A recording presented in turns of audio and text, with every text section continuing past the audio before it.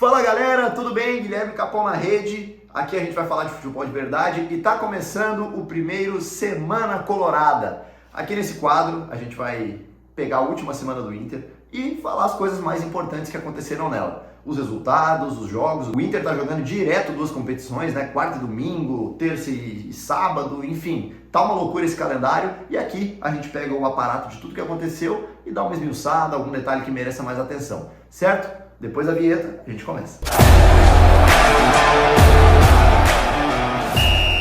O Inter começou a semana com muita emoção. Começou tomando 3-0 dentro de casa no primeiro tempo contra o Nacional pela Libertadores. Que loucura. Quando eu vi, particularmente, eu não acreditei. Um Inter muito desatento naquele início de jogo e isso me chamou a atenção. Foi o que mais me chamou a atenção. Quando o Inter tomou o 3-0 daquela forma, tentando pressionar e tomando gols no contra-ataque, eu sabia que no segundo tempo melhoraria. E melhorou. O Inter começa muito desatento o jogo, né? Começa tomando todos os gols que o Nacional conseguiu chegar lá para tentar fazer, o Inter tomou. E no segundo tempo isso inverte. O Inter vai para o abafa, o Inter consegue chegar no empate, né, mais para o final da partida, mas isso não deve acontecer. Por quê? Pela questão da pontuação, da tabela, da competição. O Inter vai enfrentar alguns times que às vezes não vão dar essa margem para o Inter recuperar o resultado. Então, tomar um gol, 2 gols dentro da sua casa em competições como a Libertadores pode ser muito perigoso, muito perigoso. Mas o Inter se safou, não perdeu o jogo, buscou o empate, ficou no 3-3, só tem que ficar atento para não deixar isso acontecer mais vezes, né? Depois do intervalo me chamou muita atenção, muda a sua postura, muda a sua tática, os jogadores que entram alavancam, e méritos ao Roger, né? Então, o Inter teve duas faces nesse jogo. A parte ruim, ficou desatento, e a parte boa foi que teve um ímpeto muito grande, uma força mental aí para conseguir chegar no 3-3. Na tabela, não ficou tão legal. Na tabela, o Inter hoje está em segundo colocado, né?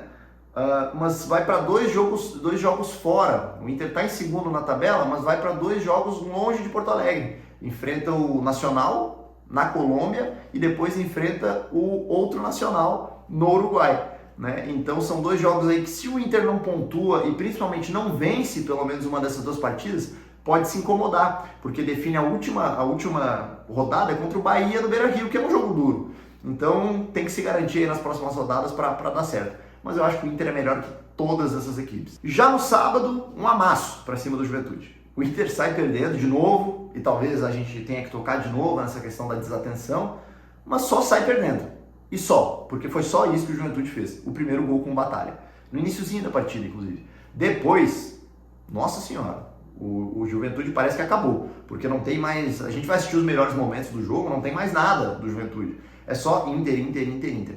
Aproveitando muitos escanteios, né? 3 gols de bola parada, impressionante, né? 3 assistências do Alan Patrick. E a gente quer tocar nesse assunto também, que é essa dependência do Alan Patrick, que acho que talvez seja o único ponto de atenção que eu daria para o Inter, tá? A dependência do Alan Patrick, porque todo o resto, o Inter é um timaço. O Inter coloca o Juventude no seu lugar nessa competição. O Inter mostra que é um time nível A dentro do campeonato e o Juventude é um time nível C, é do meio da tabela bem para baixo, né? E mostra isso com muito ímpeto, colocando o time para cima, buscando ampliar o resultado, chegou a fazer o 4-1, né, num gol impedido. Então, o Inter coloca as cartas na mesa nesse campeonato, porque quando tu pega os times menores e amassa desse jeito, mostra pelo que tu está proposto. Só deve ter essa atenção em não tomar mais gols no início, né? Essa dependência com o Alan Patrick, né, que é a Alan Patrick dependência, né, eu acho que é uma coisa que já vem de outros jogos. O Inter deve conseguir melhorar isso para que não tenha tantas dificuldades. Por exemplo, no Grenal, o Alan Patrick não joga tão bem o primeiro tempo e automaticamente o Inter também não joga tão bem o primeiro tempo. No segundo tempo, o Inter melhora. Por quê? Porque o Alan Patrick melhora, na minha visão. A gente vê que nos jogos em que o Alan Patrick às vezes está bem marcado, não está num dia tão bom, ou que o Alan Patrick não está em campo, o Inter tem muita dificuldade de criação, muita mesmo.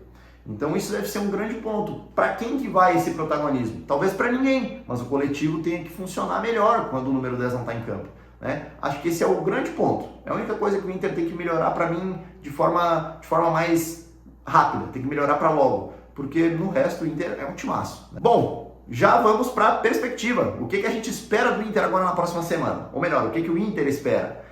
O Inter enfrenta um time chamado Maracanã, que é do interior do Ceará, numa cidade chamada Maracanaú, e enfrenta na sua casa. O Inter enfrenta o Maracanã na sua casa, no Beira-Rio.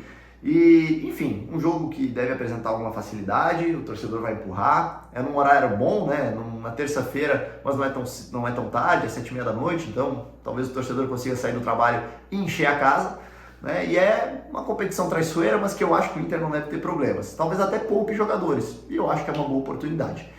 No final de semana, pelo Brasileirão, aí é pedreira, meu amigo. Corinthians na Neoquímica Arena. Jogo duro, um clássico nacional, na minha visão, desde aquela polêmica do Campeonato Brasileiro de 2005, que teve aquela garfada que o Inter sofreu do Corinthians, se tornou um clássico e sempre promete jogos acalorados.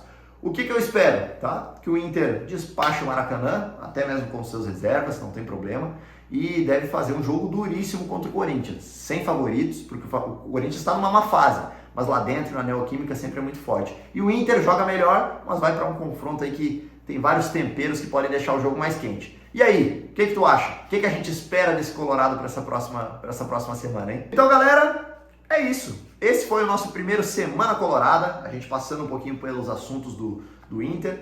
Espero que tenham gostado, é o primeiro de muitos, a gente vai melhorar. E para melhorar, eu preciso que vocês falem comigo. Então comenta, compartilha, te inscreve no canal, ativa a notificação para que vocês possam se comunicar comigo e eu me comunicar melhor com vocês. Certo? Conto com todos e até a semana que vem. Valeu!